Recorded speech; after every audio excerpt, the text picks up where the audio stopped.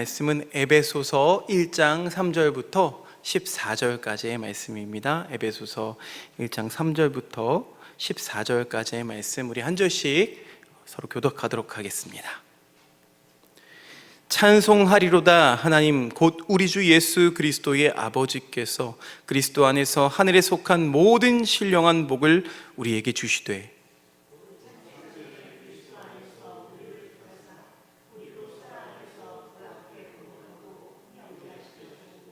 그 기쁘신 뜻대로 우리를 애정하사 예수 그리스도로 말미암아 자기의 아들들이 되게 하셨으니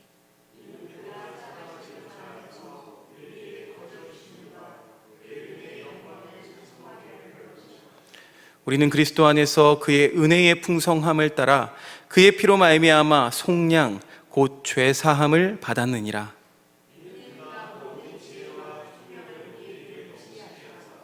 그 뜻의 비밀을 우리에게 알리신 것이요 그의 기뻐하심을 따라 그리스도 안에서 때가 찬 경륜을 위하여 예정하신 것이니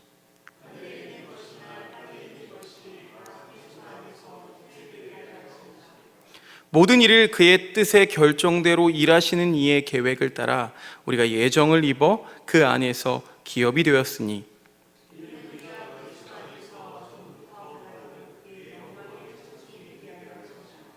그 안에서 너희도 진리의 말씀 곧 너희의 구원의 복음을 듣고 그 안에서 또한 믿어 약속의 성령으로 인치심을 받았으니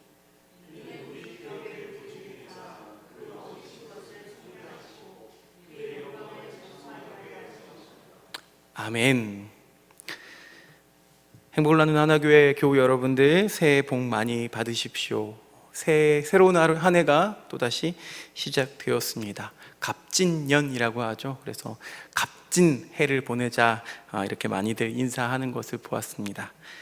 여느 해나 우리가 다 전망을 예상할 때는 다 힘들다 했지만 특히 작년에는 경제적으로나 또 사회적으로나 또 교회적으로나 힘겨웠던 한 해를 보냈습니다.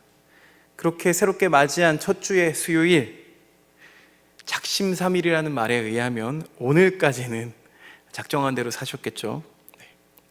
새로운 해가 되면 우리 인사는 새해 복 많이 받으세요 입니다. 인사가 그렇듯 우리의 기대가 어떻게 하면 복 받는 삶을 살 것인가에 초점이 맞춰져 있습니다. 신앙의 유무를 떠나서 모두가 그렇게 이 복 얻기를 힘을 다해서 애타게 원하고 찾고 있습니다. 그렇지만 자신 있게 복을 손에 잡았다 하는 사람들은 여전히 흔하지가 않죠. 마치 애당초 세상에 뿌려진 복이란 것은 없었던 것처럼 말입니다. 이 복에 대한 인상 깊은 정의를 우리말 사전에서 본 기억이 있습니다. 삶에서 누리는 좋고 만족할 만한 행운이나 또는 거기서 얻는 행복이야말로 복이다 라는 겁니다. 그렇습니다. 복이라는 건 누구나 일상 안에서 만날 수가 있는 것입니다. 그렇지 않고 애당초 어떤 이들에게만 발견되고 또 허락되어지는 거라면 너무 불공평한 하늘의 선물 아니겠습니까? 그런 우리의 삶이 너무 안쓰럽지 않습니까?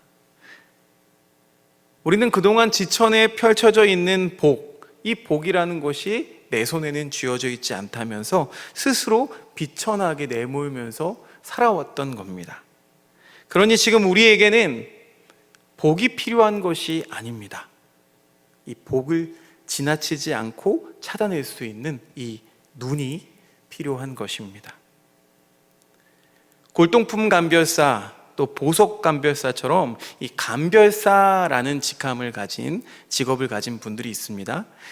감별사들은 여러분 보시기에 다 시력이 2.0 이렇게 우리보다 더 좋은 분들일까요? 그렇지 않습니다. 제가 보기에는요, 돋보기 쓰신 분이 더 많이 있는 것 같아요. 다만 이분들은 볼 수 있는 것을 집중해서 제대로 볼 수 있고 보지 않아도 될 것에 시선을 빼앗기지 않는 분들입니다. 결국 이 복이라는 것은 이 발견해내는 눈이 존재하는 이들에게만 존재하는 것입니다. 사람들은 대부분 복이 곁에 있음에도 보지 못하고 잃어버린 후에야 아쉬워합니다.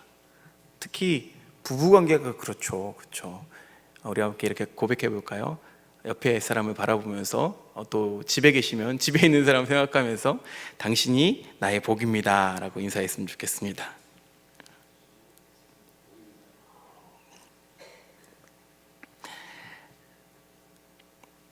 복은 발견하는 방식이 아니라 복을 보지 못하게 하는 방식에 우리가 길들여져 있기 때문에 우리가 복을 제대로 발견하지 못하고 살아갑니다. 우리에게 주어진 현실과 자리, 그 일상에 우리가 감사하지 못하다면 복은 영원히 발견할 수 없을지도 모르겠습니다. 그렇다면 삶의 기쁨이 되는 이 복을 우리는 어떤 눈을 통해서 발견할 수 있을까요? 말씀에서 한번 찾아보기 원하는데요. 오늘은 에베소서 말씀을 읽어봤지만 여기에 병행하는 구절인 예언서 말씀에서 복을 한번 찾아보기를 원합니다. 예레미야 31장 7절부터 14절 말씀인데요. 이 말씀 역시 같이 교독하도록 하겠습니다. 여호와께서 이와 같이 말씀하시니라. 너희는 여러 민족의 앞에 서서 야곱을 위하여 기뻐 외치라. 너희는 전파하며 찬양하며 말하라. 여호와여, 주의 백성 이스라엘의 남은 자를 구원하소서 하라.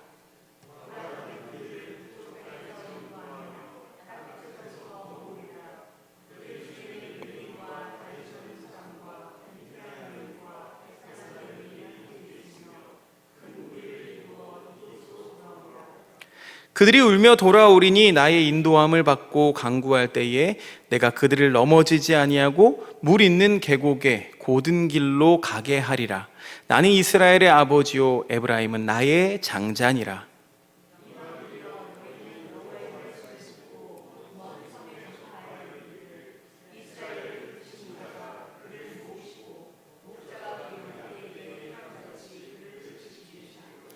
여호와께서 야곱을 구원하시되 그들보다 강한 자의 손에서 속량하셨으니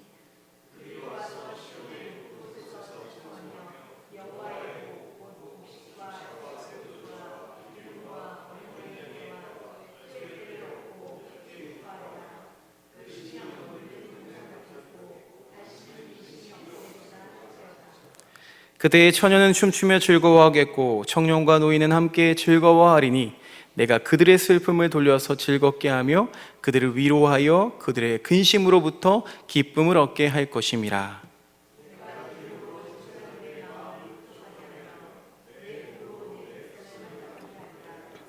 아멘. 아멘. 복을 좀 찾으셨나요? 자, 이 예레미야 말씀은 북왕국 이스라엘이 멸망하고 100년이 지난 후 남유다에서 말씀을 선포하던 이 예레미야 선지자의 예언입니다. 암담한 현실 너머에도 우리에게는 내일이 있다는 말씀, 그 말씀이 참 힘이 되죠. 그런데 예언들을 접할 때마다 또 알 수 없는 답답함들이 우리의 마음을 사로잡습니다. 우리는 보통 이런 의문들을 가지고 있죠. 대체 이 예언은 언제 성취되는 겁니까? 이 사람들도 마찬가지였을 거예요. 이미 100년 전에 아수르에 의해서 망해서 흩어진 백성들을 돌아오게 하겠다라는 이 예언은 여러분 적어도 역사 안에서는 제대로 성취되지 않았습니다. 그런데도 참 신기하죠. 예레미야 선지자나 또 그의 예언을 들었던 이 이스라엘 사람들은 그 모든 것을 성취하시는 하나님의 말씀으로 이 예언을 받아들였다는 것입니다. 우리에게 예언이 존재하는 이유는 이 예언은 시대가 절망스럽다고 해도 기뻐해야 하는 이유가 있음을 우리에게 가르쳐 주기 때문입니다. 예레미야 선지자의 예언 가운데서 어떤 복을 발견하셨습니까? 하나님의 복이라고 할 수 있는 것, 곡식과 새 포도주와 기름과 어린 양의 때와 소의 때, 이런 것들이 좀 눈에 들어오시나요? 저는 이 부분도 눈에 들어왔습니다. 맹인과 다리 저는 사람과 잉태한 여인과 해산하는 여인이 함께 돌아오는 모습, 이 모습도 복이라고 생각했습니다. 두말할 나위 없이 이런 것들은 참 좋은 일들입니다. 2024년 올 한 해에 우리 안에 이런 일들이 참 많았으면 좋겠습니다. 하지만 이런 종류의 기쁨과 복은 하나님이 아닌 세상에서도 흔한 복입니다. 이 예언의 말씀은 우리가 찾고 있는 그 기쁨, 우리가 찾고 있는 그 복에 주목하지 않습니다. 오히려 이런 모든 좋은 것들을 주시는 하나님을 기억하게 하죠. 처음 교회 공동체는 예레미야 선지자의 예언서에서 우리가 발견해낸 것들, 이것들에 대해서 마음에 담아두지 않았습니다. 왜 그러냐면 너무 현실에 와닿지 않았기 때문이죠. 당시 교회와 그들의 삶의 이런 기쁨은 흔한 기쁨이 아니었습니다. 그러니까 말 그대로 일어날 가능성이 희박했습니다. 예수 공동체는 유대교의 아류로 천대받았습니다. 거기에 더해서 오늘 말씀 이 에베소 교회는 이방인의 공동체여서 차별받기가 일쑤였습니다. 밖으로 보면 세상을 호령하던 이 로마 제국의 권세는 영원할 것만 같았습니다. 그렇지만 이 교회의 성도들은 예수님 안에서 이 세상이 요구하는 복이 아닌 전혀 다른 복을 발견했습니다. 바로 오늘 말씀 제목처럼 하늘에 속한 모든 신령한 복입니다. 하늘에 속해 있다는 건 무슨 뜻일까요? 땅에서는 경험할 수 없다는 것을 뜻합니다. 땅에서는요, 감추어져 있다는 거예요. 그렇습니다. 그리스도인이란 땅이 아닌 하늘에서 복을 찾는 사람들입니다. 우리 인간들의 참된 행복은 세상이 주는 것이 아니죠. 하나님이 어떤 분이신지를 우리가 경험할 때에만 얻을 수 있습니다. 우리가 그동안 말씀을 들어왔고 하나님을 배워왔습니다. 누구보다 하나님을 잘 알고 있다고 생각해 왔습니다. 하지만 세상이 강요해 온 이 틀 안에서 하나님은 그저 늘 방구석 여포 같은, 현실 안에서는 아무런 힘도 쓰지 못하는 그냥 무능한 먼 미래의 구원자일 뿐이었습니다. 그러니 이런 말들, 하늘에 속해 있는 신령한 복, 이런 말이 우리가 듣기에는 참 좋지만 그것이 우리에게 주어졌다는 사실은 전혀 실감이 나지 않는 그냥 무감각한 기쁨이 되고 말았습니다. 우리에게 하나님이 너무 멀리 있는 그냥 막연한 존재이기 때문에 그렇습니다. 오늘 말씀을 봅니다. 에베소서 1장 3절 말씀, 찬송하리로다 하나님 곧 우리 주 예수 그리스도의 아버지께서 그리스도 안에서 하늘에 속한 모든 신령한 복을 우리에게 주시되. 사도 바울 역시 마찬가지입니다. 하나님께서는 하늘의 신령한 복을 주시는 분이라고 에베소 교인들에게 가르치고 있습니다. 복은 엔크리스토, 즉 예수 그리스도를 통해서 이미 우리에게 주어졌다는 것입니다. 그렇게 생각해 보니까 예수님이야말로 하나님이 우리에게 주신 가장 큰 복이라는 사실도 우리가 잊고 있었습니다. 하나님이신 예수님께서 이 땅에 찾아오셨다는 성육신 사건도, 우리가 이미 기다림의 시간을 가졌던 대림의 기다림도, 또 성탄의 기쁨도 하나님이 그냥 그렇게 하셨다라는 이야기일 뿐, 내게 임한 하늘의 신령한 복이라고 우리는 잘 생각하지 못하고 기억해내지 못합니다. 사도 바울만 이렇게 말하는 것이 아닙니다. 요한복음에서 사도 요한 역시 하늘에 속한 복이 우리에게 임하였다라고 외칩니다. 자신이 만드신, 자신이 창조하신 땅으로 찾아오신 하나님의 말씀이 되신 예수 그리스도야말로 신령한 복인 줄로 믿습니다. 그리고 요한은 예수님이 복이 되실 수 있는 이유를 우리가 하나님의 자녀가 되게 해주셨기 때문이라고 소개하고 있습니다. 하나님의 자녀가 된다는 건 이제 하나님의 말씀이 살아있다는 것, 그렇게 하나님이 살아계심을 실존적으로 경험하는 삶을 살게 된다는 것입니다. 우리가 하나님을 만나게 된다는 건 문자에 갇혀있는 하나님이 아닌 우리의 삶 가운데 동행하시는 생생한 하나님을 만나는 사건입니다. 말씀이 내 삶 가운데서 성취되는 것을 경험하는 사건입니다. 이 하나님을 만나는 경험은 그런 일은 절대로 있을 수 없다라고 절망하는 이 세상에서 하나님으로서는 못하실 일이 없다라고 고백하게 만듭니다. 이 하나님 말씀이야말로 땅에 떨어져서 그냥 사라지지 않고 반드시 이루어지고 성취해내고야마는 능력임을 우리에게 경험하게 해줍니다. 예수 그리스도 안에서 모든 것이 긍정이 되는 하나님의 세계를 만나게 됩니다. 사도 요한은 말씀이 육신이 되어 우리 가운데 찾아오셨으며 또한 지금 우리와 함께 거하신다 라고 고백하고 있습니다. 여기에서 육신이라는 단어는 헬라어로 사르크스라는 단어입니다. 그냥 말 그대로 우리의 육체를 말합니다. 하나님의 아들이신 예수 그리스도도 이 땅에서는 우리와 같은 육체를 입고 오셨다는 거죠. 다만 육체를 입고 계신 분이 그분 안에는 은혜와 진리로 충만한 아버지의 독생자의 영광이 가득했습니다. 제가 지난 주일날 말씀 나눴던 것처럼 성령께서 내려오셔서 그것을 보증해 주셨죠. 영은 신령하지만 육체는 상대적으로 열등한 것이고 또 극복해야 하는 것으로 여겨졌던 모든 당시의 모함들이 이 예수님 때문에 비로소 그 모든 오해가 풀리고 벗겨졌습니다. 하늘에 있는 그 신령한 복이 내려오심을 통해서 이 땅이나 이 땅에 속한 삶이 무가치하고 더러우니까 하늘에 올라가야 된다라는 어떤 이 이분법적 신앙관이 다 깨어져 버렸습니다. 예수 그리스도로 인해서 실패하고 불행하다고 말하는 우리의 상처받은 삶도 이 예수님이 몸으로 삼으신 복된 인생이자 거룩한 땅이 되는 것입니다. 우리 안에 하나님의 영광을 가져다 주신 분, 그분이 바로 예수 그리스도이십니다.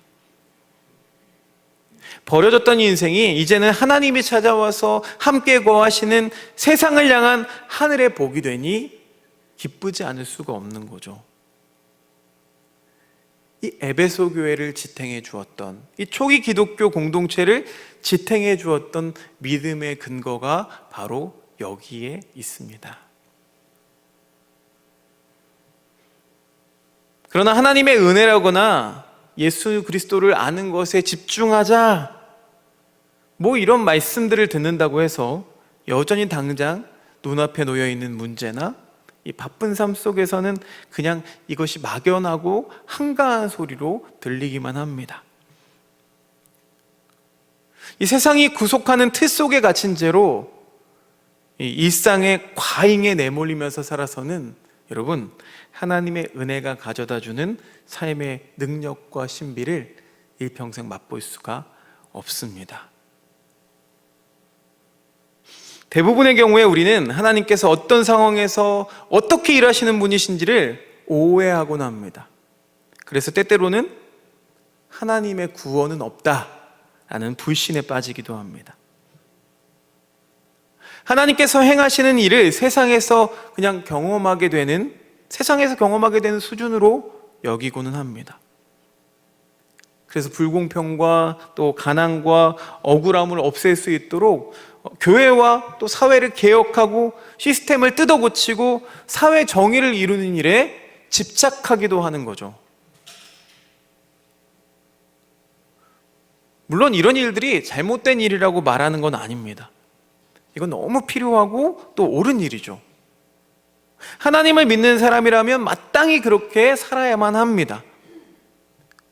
하지만 정확한 건 그것으로 세상을 구원할 수는 없는 법입니다. 여러분, 우리가 사는 세상이 이렇게 되어버린 이유는 우리가 그렇게 살지 않았기 때문이 아닙니다. 우리는 그렇게 살 수 없는 존재들이기 때문입니다. 구원을 경험했다는 건 개인적인 구원에 집착하거나 사회를 개혁하는 그런 일들에만 매달리는 게 아닙니다. 아무리 막연해 보이더라도 결국 예수 그리스도를 통해서 이루어내신 하나님의 구원 사건에 매달리는 것이 가장 최우선의 과제이며 최선입니다.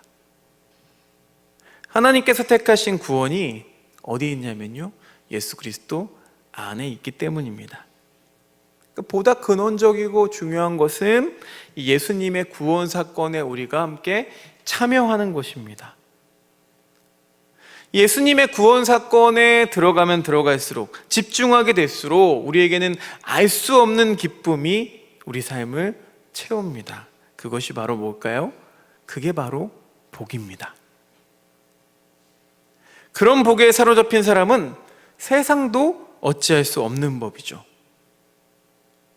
이 사도 바울은 하늘의 신령한 복을 말할 때 아주 독특한 단어를 사용했습니다. 바로 욜로기아라는 단어인데요, 이 사전적인 의미가 놀랍습니다. 이 욜로기아 안에는 복이라는 뜻 말고도 찬양이라는 뜻도 있다고 합니다. 예사롭지가 않죠? 오늘 말씀 12절 말씀 함께 읽어보기 원합니다. 읽어보겠습니다. 시작. 이는 우리가 찬송이 되게 하려 하심이라. 아멘. 하나님을 찬양하는 것이야말로 단순히 그냥 하나님을 예배하거나 높이는 것만이 아닙니다. 하늘의 복이 임하기를 바라는 행위가 바로 찬송입니다. 하나님을 찬양하는 것이야말로 우리에게 허락된 하늘에 속한 신령한 복이 된다는 겁니다. 사랑하는 행복을 나누는 하나교회 교우 여러분, 우리는 예수 그리스도를 통해서 하나님을 만난 사람들입니다. 아멘이십니까? 하나님께서 우리를 위해서 어떤 일을 하셨고 또 어떤 일을 이루실 수 있을지를 우리는 이미 경험한 사람들입니다. 세상이 알 수 없고 줄 수도 없는 놀라운 세계를 이미 맛본 사람들입니다. 여러분, 우리는 지난 2023년 그 시간들을 통해서 이 내일이라는 시간 앞에서 우리 자신이 얼마나 작고 무능한지를 고통 속에 경험해온 우리입니다. 그러니 우리에게 주어진 2024년, 올 한 해를 또 어떻게 지낼 수 있을까에 대한 두려움에 사로잡힐 수도 있습니다. 그러나 미지의 시간, 아무도 걸어보지 못한 그 시간을 구원할 수 있는 건 우리 스스로가 아닙니다. 선물처럼 주어진 이 올 한 해를 건져내실 수 있는 분은 오직 예수 그리스도 뿐이십니다. 그 예수 그리스도를 믿으신다면 그러니 아무것도 염려하지 마십시오. 이 예수님을 통해서 하나님은 어떤 상황에서도 우리를 반드시 구원해 주실 줄로 믿습니다. 반드시 내가 너를 구원하리라. 반드시 내가 너를 들었으리라. 세상이 유혹하는 사람의 영혼을 해치고 또 삶을 피폐하게 만드는 속되고 사특한 것에 우리가 마음을 두지 않고 늘 좋은 것을 주시는 하나님을 찬양하는 한 해를 보냈으면 좋겠습니다. 하나님이 아닌 자신의 한계에 사로잡히게 만들어서 마치 노예처럼 아무것도 기대할 수 없게 만드는 세상의 권세를 거부합시다. 삶을 구원하는 길은 우리를 하나님의 자녀로 삼아주신 하늘의 신령한 복이 되시는 예수 그리스도 안에 거하는 방법뿐입니다. 하나님께서만 주실 수 있는 진정한 복, 하나님의 말씀만이 이루실 수 있는 일이 반드시 우리를 기다리고 있습니다. 하나님께서 이미 우리에게 이 복을 주셨습니다. 우리가 해야 할 일은 눈을 크게 뜨는 겁니다. 2024년 새해가 복의 새해가, 하늘의 신령한 복이 가득한 그 새해가 이미 우리 눈앞에 와 있습니다. 함께 기도드립니다. 주님 감사합니다. 하나님, 오늘 우리에게 새해를 허락하신 그 은혜를 감사드리며 아무도 걸어보지 못한 그 미지의 길 앞에서 다시 한번 주님 앞에 우리의 모든 것을 맡깁니다. 하나님 역사하여 주시옵소서. 하늘의 신령한 복은 우리가 아무리 열심히 산다고 해서 얻어지는 것이 아니라 오직 예수 그리스도를 통해서만 가능한 줄로 믿습니다. 그리스도 안에 거하고 그리스도 안에서 예배하고 그리스도 안에서 교제하는 우리 교회, 우리의 삶, 우리의 일상이 될 수 있도록 주여 인도하여 주시옵소서. 예수 그리스도 이름으로 기도드리옵나이다. 아멘.